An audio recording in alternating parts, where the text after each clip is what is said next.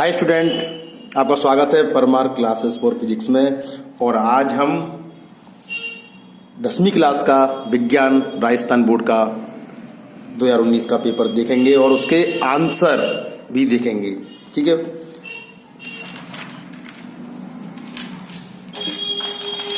तो इसमें जो सबसे पहला प्रश्न आया है कि कौन से दांत भोजन को चीरने और फाड़ने का कार्य करते हैं, तो इसका आंसर है रदनक। इसके बाद प्रश्न नंबर 2, रक्त का विभिन्न समूहों में वर्गीकरण किसके द्वारा किया गया, तो इसका आंसर है कार्ल लैंडस्टीनर। तीसरा प्रश्न, सीएनजी का पूरा नाम लिखिए, तो सीएनजी का पूरा नाम होता है कंप्रेस नेचुरल गैस, संपीड़ित प्राकृतिक गैस। स्थितिज ऊर्जा की परिभाषा लिखिए, तो किसी वस्तु में उसकी स्थिति या अवस्था के कारण जो ऊर्जा संचित होती है उसे ही स्थितिज ऊर्जा कहते हैं। और नवीकरणीय, प्रश्न नंबर 5, कि नवीकरणीय संसाधन का एक उदाहरण दीजिए, इसका उदाहरण है सौर ऊर्जा। इसके बाद है कॉफी पादप का वैज्ञानिक नाम लिखिए, तो इसका आंसर है कॉफिया अरेबिका। और प्रश्न नंबर 6 है कि आनुवांशिक विविधता को परिभाषित कीजिए, तो आनुवांशिकी इकाई जीन के कारण उत्पन्न विभिन्नताएं आनुवांशिकी विविधता कहलाती है। प्रश्न नंबर 8, रुधिर में हीमोग्लोबिन का निर्माण कौन सा तत्व करता है, तो इसका आंसर होता है आयरन Fe। और कौन सा प्रतिरक्षी प्रत्युर्जता या एलर्जी क्रियाओं में हिस्सा लेती है, तो इसका आंसर है IgE। प्रश्न नंबर 10, ए व बी के अतिरिक्त लाल रक्त कणिकाओं की सतह पर कौन सा प्रतिजन पाया जाता है, तो इसका आंसर है RH। और 11 नंबर प्रश्न कि ओम के अनुसार विभवांतर और धारा के बीच ग्राफ कीजिए, तो बी समानुपाती आई होता है, तो बी और आई इसमें सीधा ग्राफ इस तरीके से इसमें खींचना है। क्वेश्चन नंबर 12, पृथ्वी के प्राकृतिक उपग्रह का क्या नाम है, इस उपग्रह की उत्पत्ति कैसे हुई होगी, पृथ्वी के लिए इसके 2 महत्व बताइए। तो पृथ्वी का प्राकृतिक उपग्रह चंद्रमा है। इस ग्रह की उत्पत्ति जब पृथ्वी सूर्य से अलग हुई थी तो यह अत्यंत गर्म थी तथा धधकते हुए गोले के समान थी। इसी कारण यह अनेक पिंडों को आकर्षित करती रही। लगभग 4.45 अरब वर्ष पहले एक मंगल ग्रह के बराबर का एक पिंड पृथ्वी से आकर टकराया। इस टकराने के कारण ही चंद्रमा की उत्पत्ति हुई। और इसके महत्व में जो चंद्रमा के कारण ही समुद्र में ज्वार भाटा आता है, क्योंकि चंद्रमा और सूर्य जब एक सीधे हो जाते हैं तो समुद्र पर गुरुत्वाकर्षण का मान बढ़ जाता है। और दूसरा है कि पृथ्वी चंद्रमा जो होता है वो पृथ्वी को सीधी न रखकर 23.5 डिग्री अंश पर झुकाए रखता है, जिसके कारण पृथ्वी पर ऋतुएं बनती हैं। क्वेश्चन नंबर 13, जीवाश्म निर्माण की प्रक्रिया बताइए। जीवाश्म की आयु गणना किस विधि से की जाती है, तो प्राचीन जीवों के अवशेषों को जीवाश्म कहते हैं। पृथ्वी पर लाखों खरबों वर्ष पूर्व जब उथल पुथल हुई थी तो अनेक वनस्पति जीव जंतु दबकर मर गए थे और इन्हीं के दमे से जीवाश्मों की प्रक्रिया निर्माण हुई। कुछ जीव जैसे हाथी जैसे जीव हैरी मेमथ के जीवाश्म अभी भी बर्फ में दबे हुए सुरक्षित मिले हैं, जिनको देखकर ऐसा लगता है मानो अभी कुछ वर्ष ही पहले मरे हों। और कुछ जीवाश्म इस प्रकार के मिले हैं कि जिनमें कुछ जीवों के कोमल भाग तो नष्ट हो गए हैं, लेकिन उनके स्थान पर उनकी हड्डियां बची हुई हैं। और जिन्हें जैसे कि लोमड़ी, इनसे पता चलता है कि लोमड़ी जैसे जीव से में विभिन्न परिवर्तन होने के कारण घोड़े की उत्पत्ति हुई। कुछ जीवों के संपूर्ण शरीर नष्ट हो जाता है, लेकिन उसके स्थान पर उनकी छाप बनी रहती है मिट्टी में, जैसे कि ऑर्कियोप्टेरिक्स। और कुछ जीवों के जीवाश्म इस प्रकार प्राप्त हुए हैं कि उनके शरीर के कोमल भाग हड्डी और कार्बनिक पदार्थ तो नष्ट हो गए हैं, लेकिन उनके स्थान पर अकार्बनिक पदार्थों ने अपना स्थान ग्रहण कर लिया है और उनकी पत्थर की मूर्ति स्थापित हो गई है। तो जीवाश्म की आयु की गणना 2 विधि से की जाती है, क्योंकि जो जीवाश्म अधिक गहराई में मिलते हैं वो सबसे पुराने होते हैं और जो ऊपर मिलते हैं वो कम होते हैं। और दूसरी गणना रेडियो कार्बन डेटिंग रसायन से की जाती है, जो इनकी जीवाश्म की आयु बता देता है। क्वेश्चन नंबर 14 है, प्रथम अंतरिक्ष यात्री का नाम लिखिए। अंतरिक्ष में भोजन व बारीनता में रहने की समस्या का समाधान करने के लिए अंतर्राष्ट्रीय अंतरिक्ष स्टेशन पर कौन सी सुविधाएं उपलब्ध है, तो पहले जो अंतरिक्ष यात्री थे वो रूस के यूरी गागरिन थे और भारत के जो थे वो थे राकेश शर्मा। अंतरिक्ष में भोजन पैकेटों के रूप में भेजा जाता है, जिन पे अंतरिक्ष यात्रियों के नाम लिखे होते हैं और भोजन ठंडा गर्म करने की उचित सुविधा होती है। अगर भोजन अत्यधिक ठंडा हो जाता है तो यह बेस्वाद लगने लगता है। और यहाँ पे जो ठोस पदार्थ होते हैं भोजन को चिमटियों के द्वारा खाया जाता है और जो चम्मच वगैरह को चुम्बक की सहायता से रखा जाता है, क्योंकि बारीनता के कार्य उड़ने लगती हैं। और भारीता के कारण उनके शरीर पर भी कई बुरे प्रभाव पड़ते हैं, जिससे कि उनके मानसिक संतुलन बिगड़ जाता है और इसके लिए उन्हें व्यायाम करना पड़ता है। अंतरिक्ष स्टेशन पर व्यायाम के लिए ट्रेडमिल जैसे उपकरण उपलब्ध हैं। क्वेश्चन नंबर 15 का राजमार्गों पर तेज प्रकाश पुंज का प्रयोग क्यों करना चाहिए? राजमार्गों पर तेज प्रकाश पुंज का प्रयोग इसलिए करना चाहिए जाके दूर से आने वाले वाहनों को देखा जा सके और सड़क दुर्घटनाओं से बचा जा सके। सुरक्षित ड्राइविंग के लिए वाहनों की हेडलाइट एवं पीछे का दृश्य देखने के लिए किस प्रकार के दर्पणों का उपयोग किया जाता है? तो सुरक्षित ड्राइविंग के लिए वाहनों की हेडलाइट के लिए अवतल दर्पण और पीछे का दृश्य देखने के लिए उत्तल दर्पण का प्रयोग किया जाता है।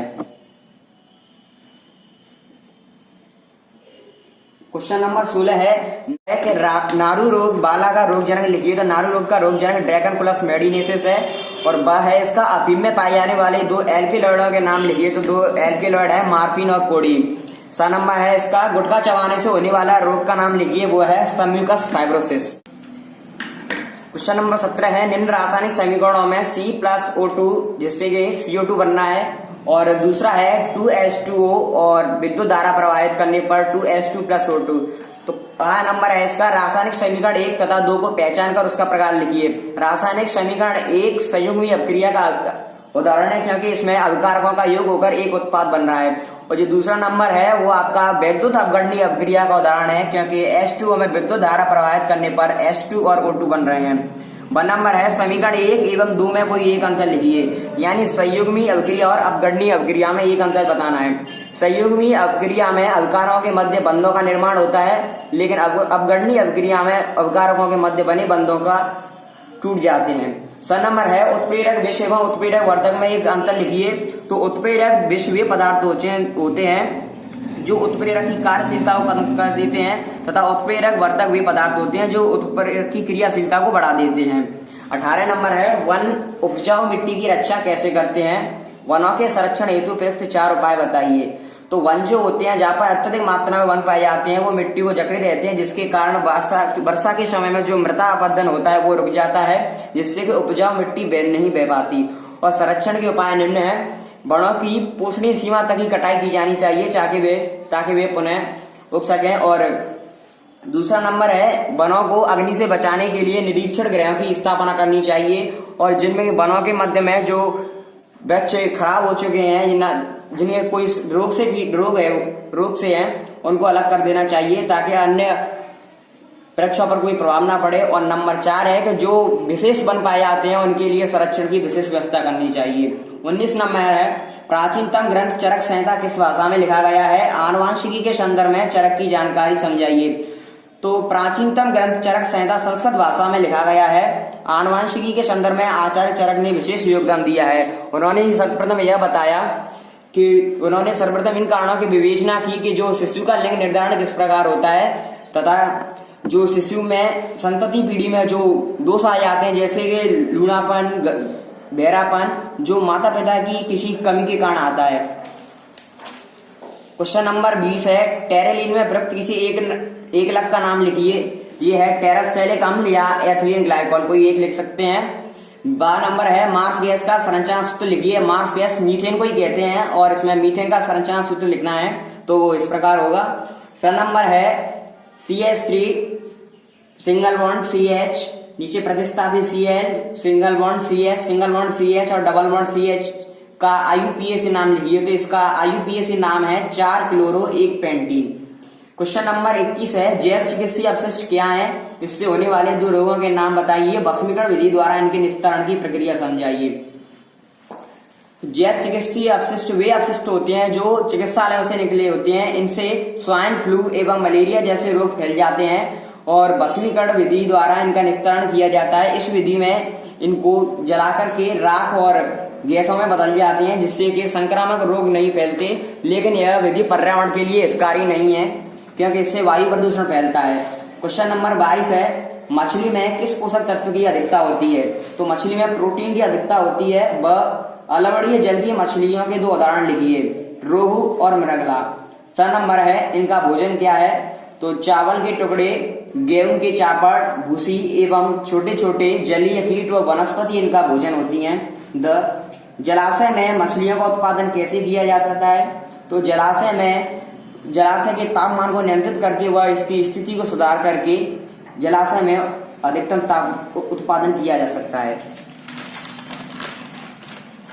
क्वेश्चन नंबर 30 है, मेंडल की प्रभाविता को उदाहरण समझाइए। मेंडल के वंशागति के नियमों के कोई दो महत्व लिखिए। तो जो मेंडल का प्रभाविता का नियम है वो F1 पीढ़ी के परिणामों पर आधारित है। इस नियम के अनुसार जब दो समयोजी विपर्यासी लक्षण वाले पादपों में संकरण कराया जाता है तो यदि जिस लक्षण के लिए संकरण कराया जाता है वो अपनी F1 पीढ़ी में अभिव्यक्ति दर्शाता है तो प्रभावी, और यदि वो अपनी अभिव्यक्ति नहीं दर्शाता तो उसे अप्रभावी कहते हैं। इसका उदाहरण हम TT से देकर समझाएंगे। जैसे कि सभी जो पौधे होंगे वो 100% लंबे पौधे होंगे, इसमें प्रभाविता का लक्षण पाया जाता है क्योंकि जो लंबापन होता है वो प्रभावी लक्षण होता है। मेंडल के वंशागति के नियमों के कोई दो महत्व बताइए। तो मेंडल के वंशागति के नियमों से जीन संकल्पना की पुष्टि होती है, और दूसरा महत्व है कि मेंडल के नियमों के आधार पर हम संतति पीढ़ी में उत्पन्न लक्षणों के बारे में पता लगा सकते हैं। क्वेश्चन नंबर 24 का है, निम्न कथनों के कारण स्पष्ट कीजिए। नंबर 1, मिल्क ऑफ मैग्नीशिया को आमाशय की अम्लता के उपचार में प्रयुक्त करते हैं। आमाशय में जब अम्ल की अधिकता हो जाती है तो जलन एवं पेट दर्द का अनुभव होता है। इसके लिए मिल्क ऑफ मैग्नीशिया यानी MgOH का होल ट्वाइस मैग्नीशियम हाइड्रोक्साइड का उपयोग किया जाता है। यह एक दुर्बल क्षार होता है तथा आमाशय में पहुंचते ही यह अम्ल से क्रिया करके उसको उदासीन कर देता है और दर्द से छुटकारा मिल जाता है। सेकंड नंबर है, किसी देश की औद्योगिक प्रकृति को सल्फ्यूरिक अम्ल के उपयोग के आधार पर मापी जाती है। तो औद्योगिक प्रकृति को सल्फ्यूरिक अम्ल के आधार पर ही मापा जाता है। सल्फ्यूरिक अम्ल को अम्लों का राजा कहते हैं क्योंकि सल्फ्यूरिक अम्ल औद्योगिक कार्य में अत्यधिक उपयोग में लिया जाता है। यदि सल्फ्यूरिक अम्ल का अत्यधिक उपयोग होगा तो इसका मतलब है कि अत्यधिक उत्पादन, और अत्यधिक उत्पादन का मतलब देश की आर्थिक प्रगति, अर्थात जो सल्फ्यूरिक अम्ल होता है वो औद्योगिक प्रगति के लिए सहायक होता है। 1 नंबर है, हाइड्रोजन गैस बनाने का नामांकित चित्र बनाइए। इसको आपको बुक में से करना होगा। क्वेश्चन नंबर 25 है, प्रत्यावर्ती धारा जनित्र की बनावट एवं कार्यविधि का वर्णन कीजिए। ये बड़ा है, आप इसको बुक में से कर सकते हैं। एंड क्वेश्चन नंबर 26, 75 किलोग्राम का एक व्यक्ति 25 सेकंड में 5 मीटर ऊंचाई तक चढ़ता है। व्यक्ति द्वारा वह शक्ति ज्ञात कीजिए। तो इसकी शक्ति आएगी 150 वाट। 1 नंबर है, 9 kg का एक गुटका घर्षण रहित पृष्ठ पर 4 मीटर प्रति सेकंड के वेग से गतिमान है। यह गुटका स्प्रिंग को संपीड़ित करके विरामावस्था में आ जाता है। यदि स्प्रिंग नियंत्रक 4 गुणा 10⁴ न्यूटन अपॉन kg हो तो स्प्रिंग में संपीड़न ज्ञात कीजिए। तो अ नंबर देखते हैं हम। जैसा कि हम जानते हैं कि शक्ति बराबर W/T, और जो W बराबर होता है वो होता है mgh। तो m दे रखा है हमारा 75 kg, एंड जो टाइम है वो है 25 सेकेंड, एंड ऊंचाई 5 मीटर, और g है 10 मीटर प्रति सेकंड स्क्वायर। तो सबसे पहले हम इसका कार्य निकालेंगे। W बराबर 75 गुणा 10 गुणा 5, W बराबर 3750 जूल, और P बराबर W/T। तो यहाँ हम W का मान रख देंगे 3750 अपॉन टाइम है 25, तो इसका आंसर आएगा 150 वाट। दूसरा है, वह स्प्रिंग का जो द्रव्यमान है वो है 9 किलोग्राम, और वेग v है 4 मीटर प्रति सेकंड, और इसका जो नियतांक है यानी k है वो है 4 गुणा 10⁴ न्यूटन अपॉन kg। x हमको ज्ञात करना है। तो जैसा कि हम जानते हैं कि जब कोई गुटका गति करता हुआ किसी से टकराता है और विरामावस्था में आ जाता है तो उसकी जो गतिज ऊर्जा होती है यानी E के एनर्जी, कैनेटिक एनर्जी होती है, वो उसकी पोटेंशियल यानी स्थिति ऊर्जा में बदल जाती है, और दोनों का मान बराबर होता है। तो जैसा कि हम जानते हैं कि गतिज ऊर्जा बराबर 1/2 mv², और इस स्थिति ऊर्जा बराबर 1/2 kx²। तो 1/2 से 1/2 कट गया। m का मान है 9 गुणा 4² बराबर k का मान है 4 गुणा 10⁴ गुणा x²। तो x², अब इसके हम बटे में जाएंगे तो 9 गुणा 16 अपॉन 4 गुणा 10⁴ इससे 4 और कट जाएगी तो एक्स स्क्वायर बराबर 36/10⁴। तो एक्स स्क्वायर बराबर 36/10⁴। तो x बराबर 6 × 10⁻⁻2 या x बराबर 0.06 मीटर। अब आपका क्वेश्चन नंबर 27 है, जैव विविधता से आपका क्या अभिप्राय है? जैव विविधता के कोई 2 महत्व बताइए। ये क्वेश्चन बड़ा है, इसे आप बुक में से देख सकते हैं। और दूसरा नंबर है इसका अथवा में आनुवंशिक विविधता से आपका क्या अभिप्राय है? जैव विविधता संकट के कोई 2 कारण समझाइए। ये भी बड़ा है, आप इसको बुक में से देख सकते हैं। 28 का नंबर है, उत्सर्जन क्या है? तो शरीर के जो अवांछनीय और अनुपयोगी पदार्थों को बाहर निकालने की प्रक्रिया ही उत्सर्जन कहलाती है। वह नंबर है, मूत्र निर्माण की गुच्छीय निस्पंदन क्रिया को समझाइए।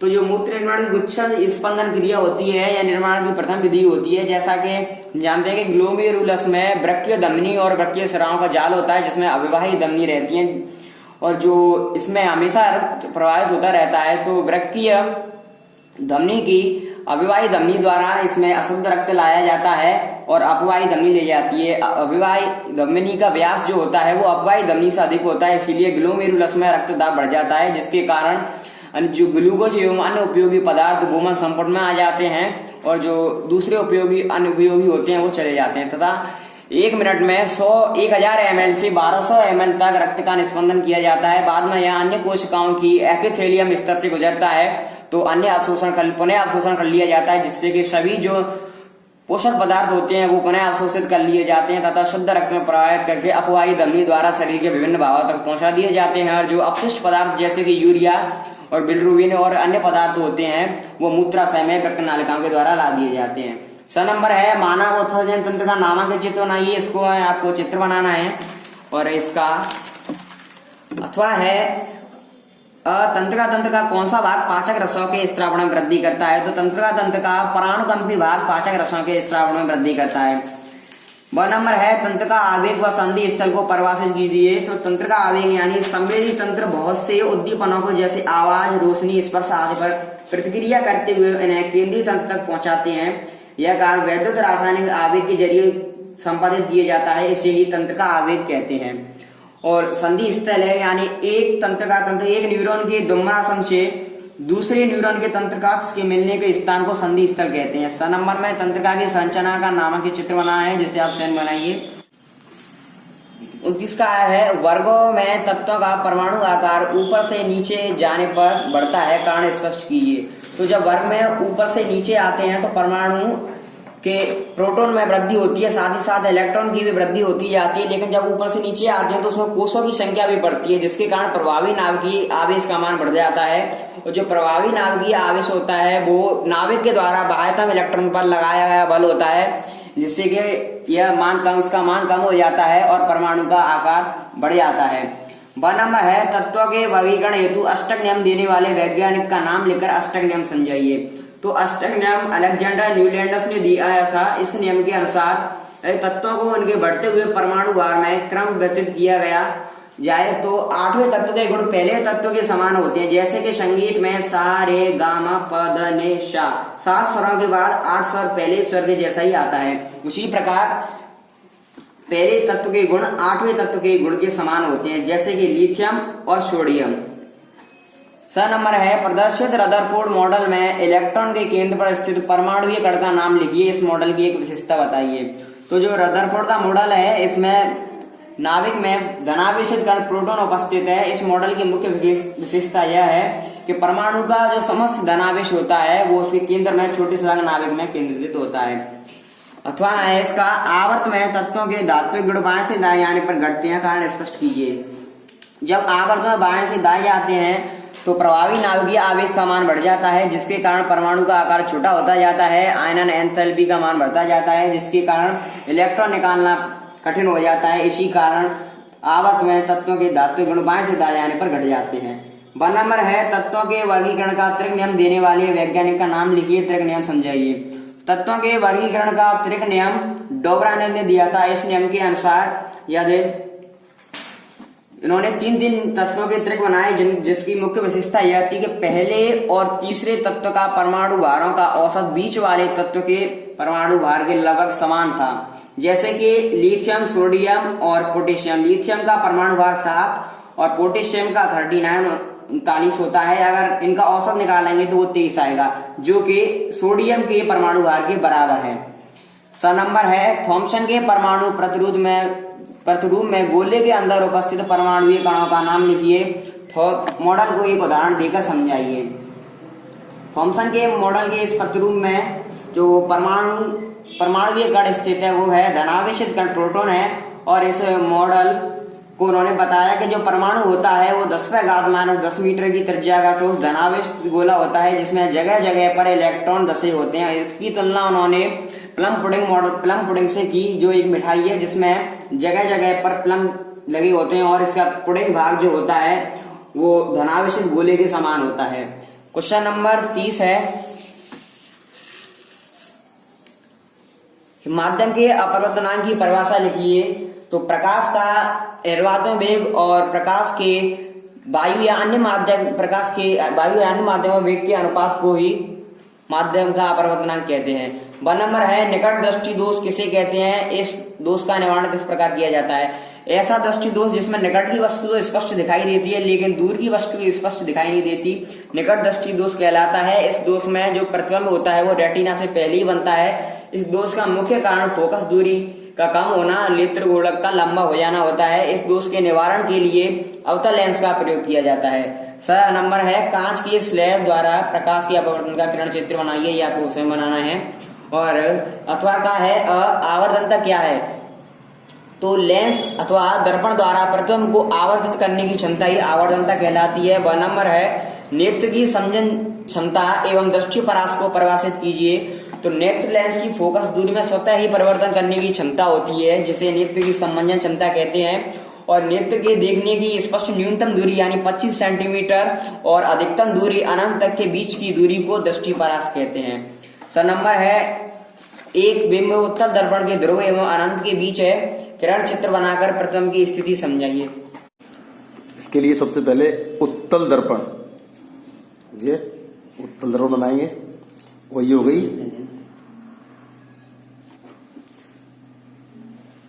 इसकी मुख्य अक्ष और यहाँ पर ध्रुव, और ये हो गया अनंत। तो अगर हम कोई बिंब ध्रुव और अनंत के बीच में रखेंगे तो ये यहाँ पर फोकस और यहाँ पर वक्रता केंद्र, तो एक किरण मुख्य अक्ष के समांतर जाएगी जो कि परावर्तन के बाद दूर हो जाएगी और इसे पीछे बढ़ाएंगे तो फोकस से आती प्रतीत होगी। दूसरी किरण हम ध्रुव पर डालेंगे तो वो ऐसे चली जाएगी।